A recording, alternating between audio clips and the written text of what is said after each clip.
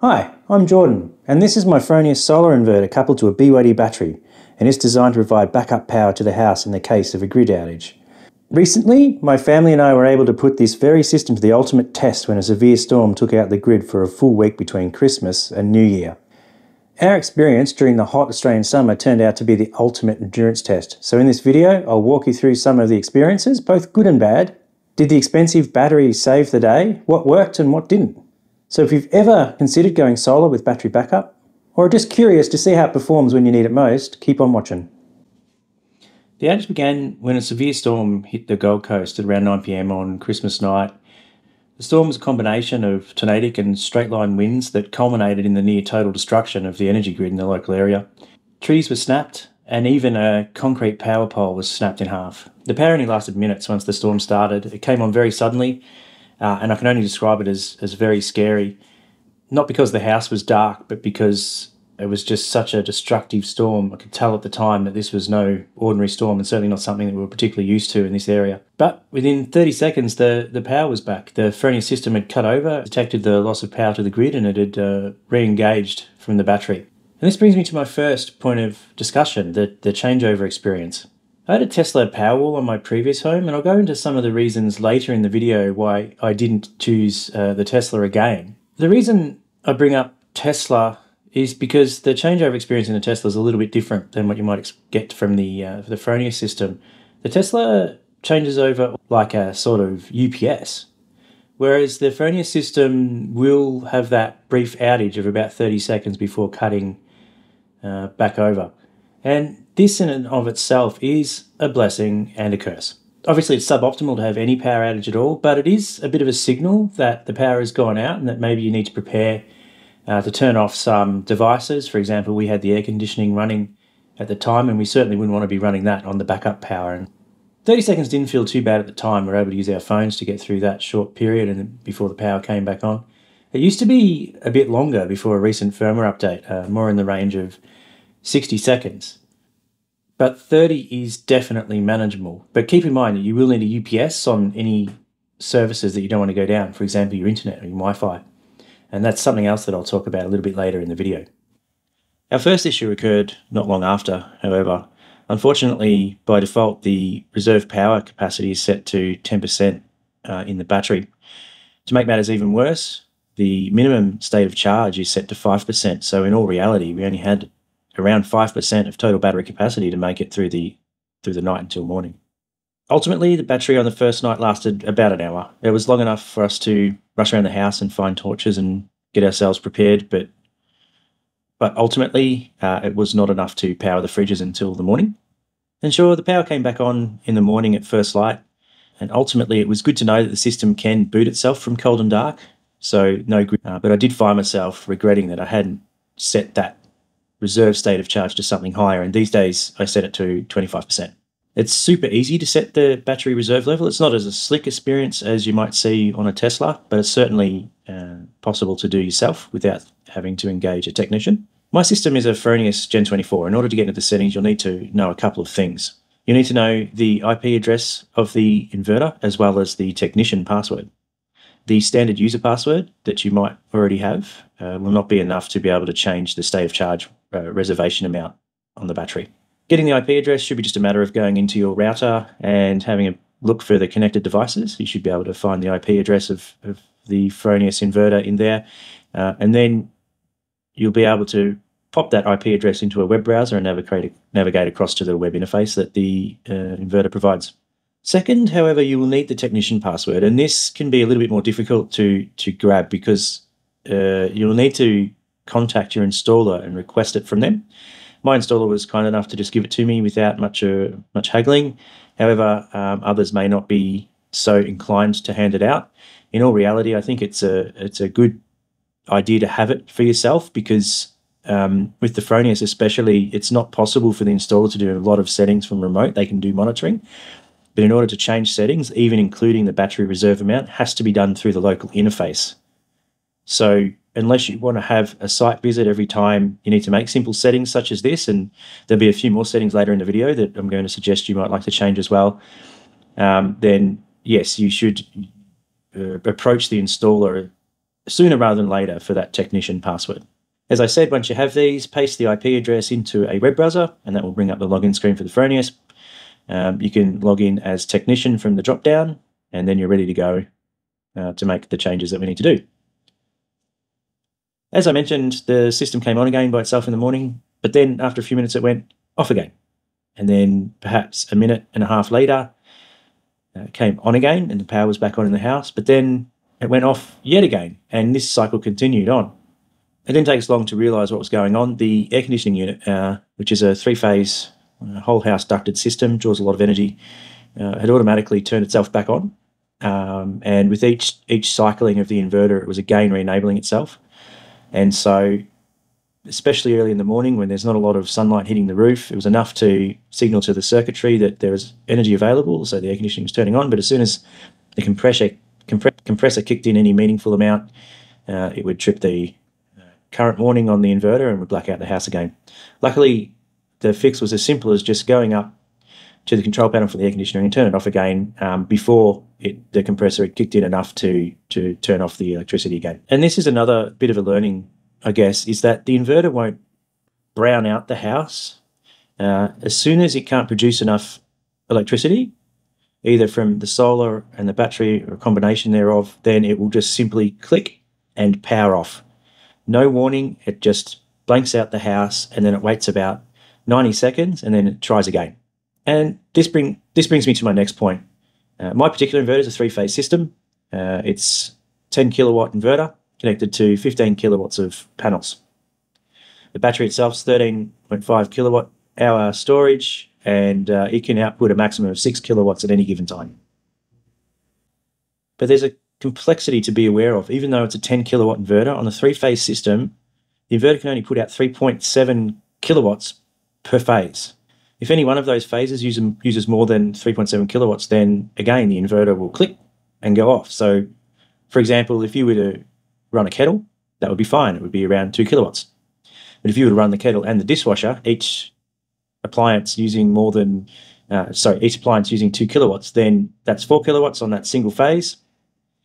And then again, click, off it goes, no warning. If those appliances are on separate phases, for example, in the dishwasher and kettle example, they're next to each other in the kitchen, they're plugged into the same circuit, so it's on the same phase. That's a problem. But I was able to run, for example, pool pump and the kettle, pool pump down the other end of the house on a different circuit, no problems whatsoever. Even though together they're using way more than 3.7 kilowatts, they're across phases. By the same measure, a large three-phase device can work as well. For example, our air conditioner, it can use 5, 6, 7 kilowatts of energy. But because it's spread across those three phases, together it can really, in reality, use up all 10 kilowatts as long as nothing else is using any of those phases. So again, you have to take into account what energy is being used on each of those three phases. That said, on one of the more sunny days, we were able to run the air conditioner in full cooling mode, which uses a lot of energy. But on other days where we're less certain about, say, the amount of solar that we're getting off the roof, or there was clouds coming and going, then we were able to run the air conditioning system in dry mode, which is enough to remove some of the humidity from the air and make it feel a bit cooler in the house. In our particular climate, in summer, it does get very humid. It gets more humid than I would say it gets super hot, so dry mode can be quite effective.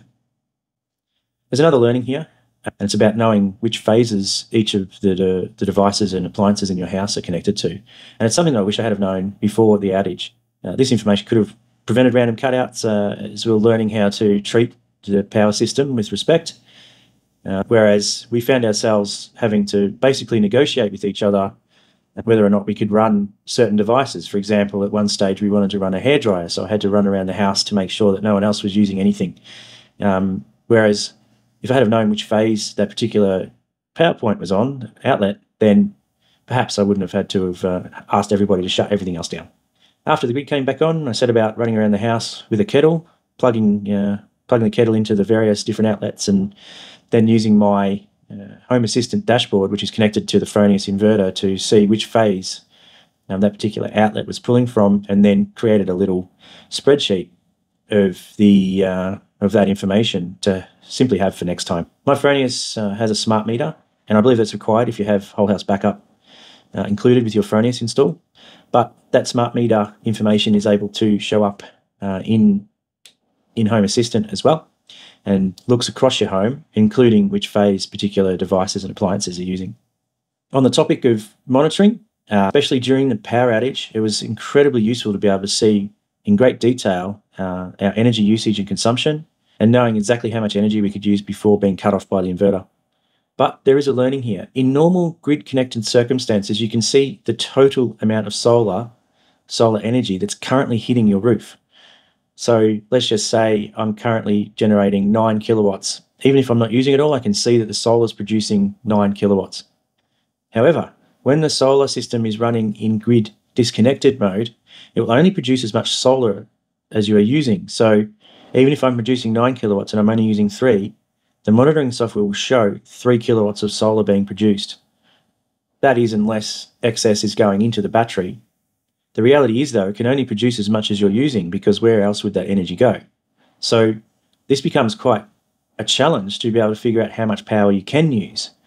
On a normal day in summer, we might produce, say, 90 kilowatt hours of power off the roof. But we found on the first few days of the power outage, we're only using around 30 because we couldn't tell, or we couldn't estimate just how much energy we could have been using. And so we went on a low side estimate, especially considering that at the time we were nervous about cutting ourselves off, causing those inverter shutdowns. The battery helps with this. You can output 6 kilowatts. And so if the sun goes behind the cloud, you can rely, or you can have certainty that at least the system will produce 6 kilowatts plus whatever reduced amount of solar. So if you sort of keep your consumption below that 6 kilowatt limit, even if you're producing above that on the roof at the time, then you can be fairly certain that when the sun goes behind a cloud, you won't cause an inverter outage. We got better at learning how to use the maximum amount of solar, rather than sort of using 30 kilowatts, 30 kilowatt hours for the day. Maybe we use 50 kilowatt hours for the day. That said, I think it would be super handy to be able to see the potential amount of solar that we could generate at any given time. My understanding of how, electricity works, that would be difficult. Whilst the system performed really well, it was by no means flawless. We had a blackout one night at around 11:30 p.m. The system cut out and it just would not turn back on no matter what I do. I'd reset the inverter, reset the battery. It just would not come back on. And ultimately, I couldn't get the system going again until it automatically brought itself back up with first light the next morning. The battery was at 50% charge. And ultimately, I'm not entirely sure what caused this, but I know why it wouldn't come back on. I was able to look at the logs in the system and I saw that an isolation measurement was triggered. At the same time, I could see that there was an overvoltage warning on the clamps, which means that the house was pulling too much power. I don't think we were actually pulling too much power. I think that this was related to the isolation measurement itself. The problem being is that the inverter has too many cutouts, so too many overcurrent or overvoltage warnings where you've tried to pull too much current from the inverter by using too much stuff. Then the inverter will shut down. But if you do that too many times, by default 3 times, then the inverter goes into basically a protection mode where it's saying, hey, I keep cutting out and tripping. I need you to just come into the interface and say, everything's okay. So it requires basically a physical attestation that the inverter's there's not something going on in the house. It's actually, part of usual operation. You just keep tripping it. Problem is that when this happened 11:30 at night, there was no power to the Wi-Fi equipment on my router. And so whilst the inverter was still powered up, I couldn't connect to it. I couldn't jump into my network and go to the inverter and click the button in the interface. Another way to fix it is to power cycle the inverter. But at night, that doesn't work even if you have a battery, because the battery has to be on before the inverter is turned on. But the inverter can't communicate to the battery before it's on. So it's this sort of catch-22 situation where the inverter needs energy to power on, but it controls the battery and gets its energy from the battery. But the battery won't just power the inverter first. So the only way that this can occur is if the inverter is receiving energy from the solar on the roof. So long story short, if you have to power cycle the inverter at night, then you're out of luck. So ultimately, we didn't have any power until the next morning. there is a setting that you can change within the inverter that allows you to up this check that it does. Instead of 3 inverter cutouts, you can up it to 10. There's another issue that you need to be aware of, and that's the isolation measurements. They will happen 24 hours after the last cutout. So you might actually get into a pattern where if you're cutting out in the evenings, it might keep doing that isolation measurement in the evenings. And if that occurs, then you might be out of luck until the next morning again. In our experience, we were cutting the inverter out 2 or 3 times every day, so it was inevitable that almost every day we would flip the inverter into this state where it was actually requesting a manual intervention before it would power back on. Usually it happened during sunlight, but in this particular case, it happened at night. I should add a note here, is that if you're powering the inverter up from the off state, you must make sure that the battery's on first, because I'd power cycle the battery to try and get it going again. And I knew from reading the documentation that the battery must be on first. To turn off the battery, the BYD battery, you must use the on-off switch that's on the front, hold it down, and that will flip the circuit breakers on the side of the battery. To turn the battery back on, you lift the cover and you flip them back on manually. You don't use the button, but you must use the button to turn it off. Don't flip those circuit breakers manually. They're very clear about that in the documentation.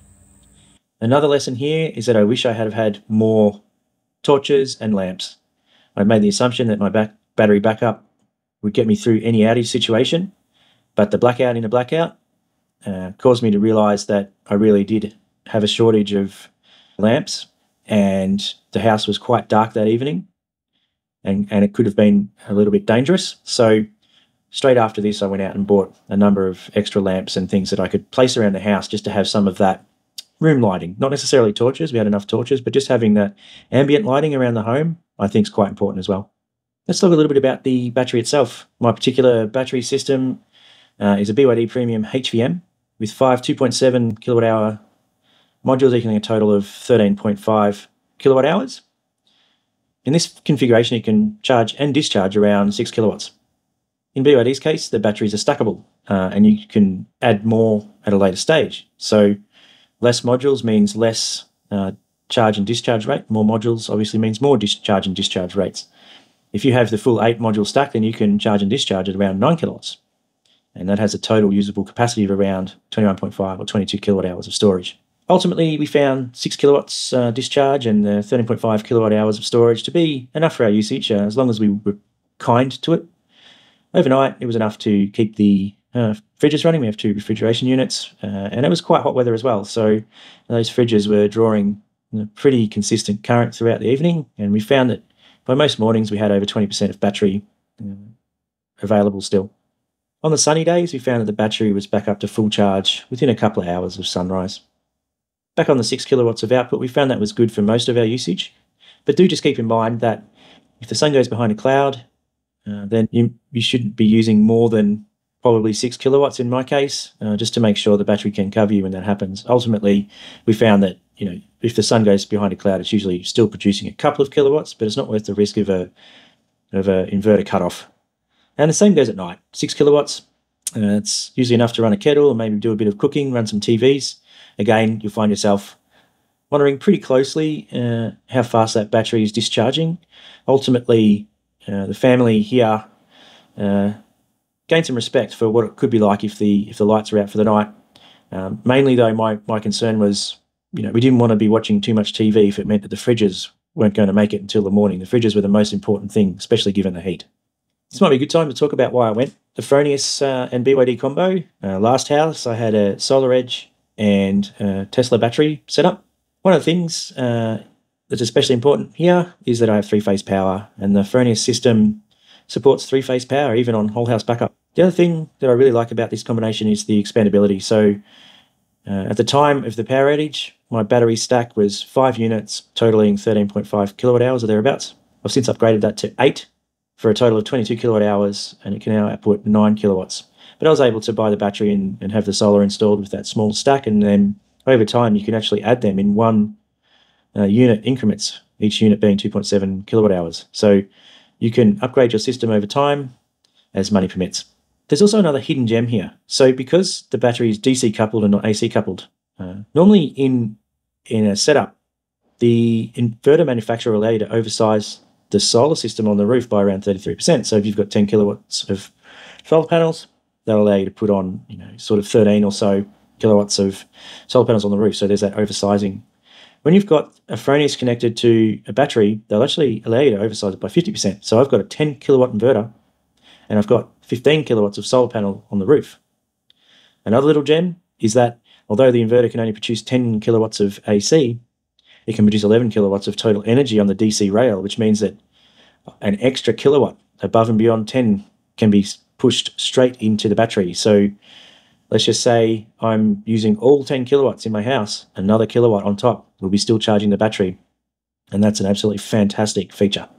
So let's talk about some of the downsides. One of them is that, unlike in a Powerwall, this is not a UPS style system. You will get an outage. And what I found was that every time we had an outage, the internet equipment in the house went out. There was no cell tower coverage at the time. All the TV antennas and radio stations were out because by the end of the week, they'd run out of battery backups themselves. And we found that internet cycle time, about 5 minutes, was quite annoying, I would say. And it's a simple fix.